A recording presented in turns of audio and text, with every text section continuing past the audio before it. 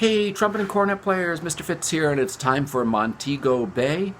Okay, I'm going to play it for you, and then we'll talk about it, all right? And I'm going to play upper notes where it divides, and I'm going to skip the first 4 measures of rest, so I'm beginning at measure 5.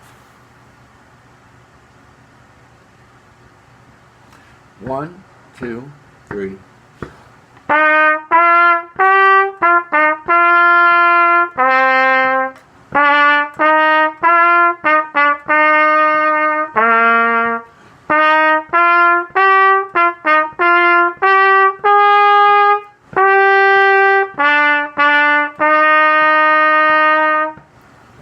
Two, three, four, two, two, three.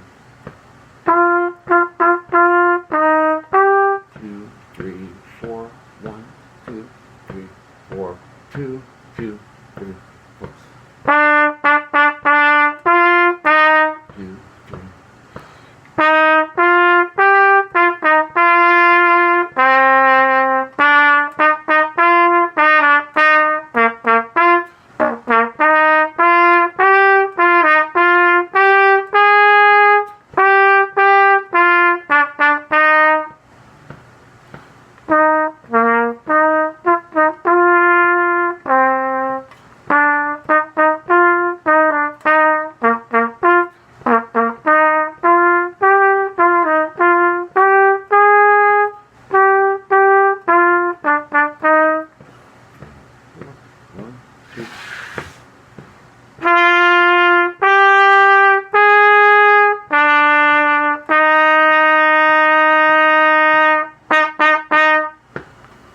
All right, cool.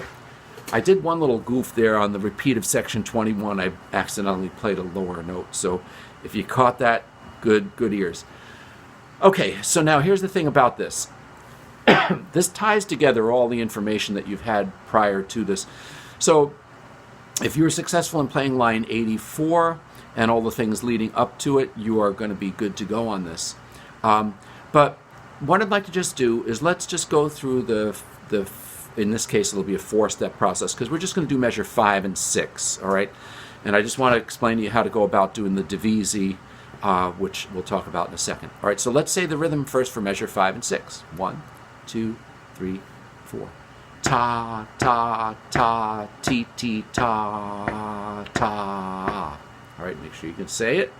Tap that steady beat. Okay. Then play it on one note. Let's do it on an A. 1, 2, 3, 4.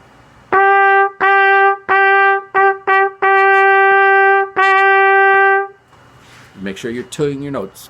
Okay, nice tuzz. All right, then the next step is to name those notes and do the fingerings, and let's just choose the upper notes for right now. All right, and if you need to pause, please do. And here we go. 1, 2, 3, 4. F, G, A, G, F, G, D. All right, so you want to be able to say those and push those buttons. All right, next step now is to actually play it. 1, 2, 3, 4.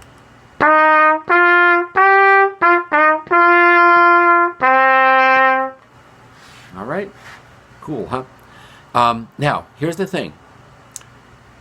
With this part, it's divisi. What that means is, on previous pages they talked about, some of the people in the section play the top notes, some of the people play the bottom notes. It's like a 2-part song, but written on one music staff.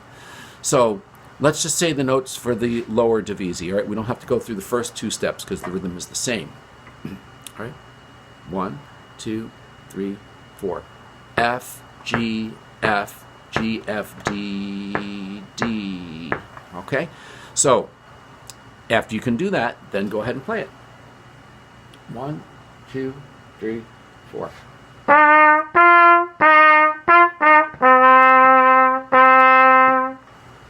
Okay? Now, the 5th step in this process you don't have to do on those measures because there are no slurs. But what I always like to say is, for the 5th step, you're going to do slurs and you'll do dynamics and any other kind of markings that are in the music. The main thing, you want to get to that 4th step where you have the correct rhythm, correct fingerings, correct steady foot tapping. That's kind of the key to getting this all to go together, all right? Want to mention one other thing for trumpets, which is kind of an interesting fact, is with trumpet and the other brass family instruments, so much is dependent upon what your lips do and what you hear with your ears. So, for example, if you look at measure 6 on the upper trumpet notes, do you notice I have a G and a D there? Let me play those two notes for you.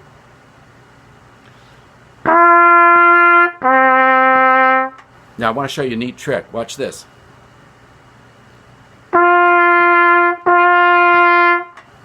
You say, how the heck did I do that?